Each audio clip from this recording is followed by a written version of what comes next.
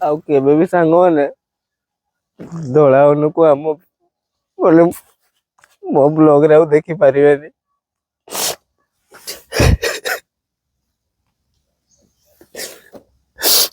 7 ଦିନ ଧରି ସାଙ୍ଗମାନେ କିଛି ଖାଇ ନଥିଲା।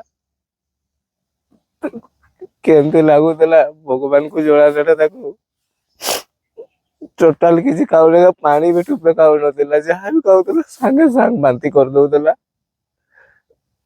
ବିଶ୍ୱାସ କରନ୍ତୁ, କାଲି ସିଏ ଯେତେବେଳେ ବାହାରକୁ ବାହାରିଲା ଟିକେ ସେଠି ଏକ କରିଛି ନା ନାଇଁ, ଦୁର୍ବଳ ଲାଗୁଥିଲା ନା। 7 ଦିନ ଖାଇ ସାଙ୍ଗେ ସାଙ୍ଗେ ସେଠି ପଡିଗଲା।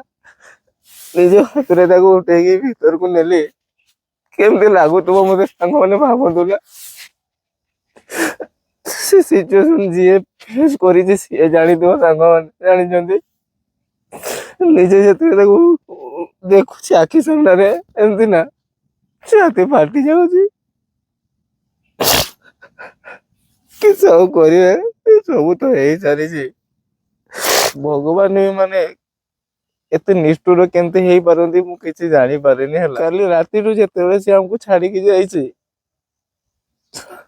ଶୋଇନି। ମା ବି କାଲିଠୁ ସେ ଏମିତି ବସିଛନ୍ତି ତା ପାଖରେ।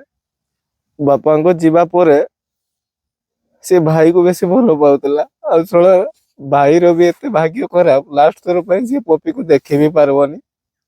ସେ ପୁରୀ ଯାଇଛି, ତା ରାସ୍ତାରେ ଆସିଲା ବେଳକୁ ମାନେ ବାସ୍ନା ହେଇଯିବ ନା। ସେଥିପାଇଁ ଭାଇ କହୁଛି ତାକୁ ପୋତି ଦିଅ। ଆଉ ମାଙ୍କୁ ଦେଖନ୍ତୁ ସାଙ୍ଗମାନେ, ପପି ଯେତେବେଳୁ ଛାଡିକି ଯାଇଛି ସେତେବେଳୁ ସେ ପପି ପାଖରେ ବସିଛନ୍ତି। ରାତି ସାରା ସେମିତି ବସିଛନ୍ତି। ମା ମନ କି ଆଉ ବୁଝୁଛି।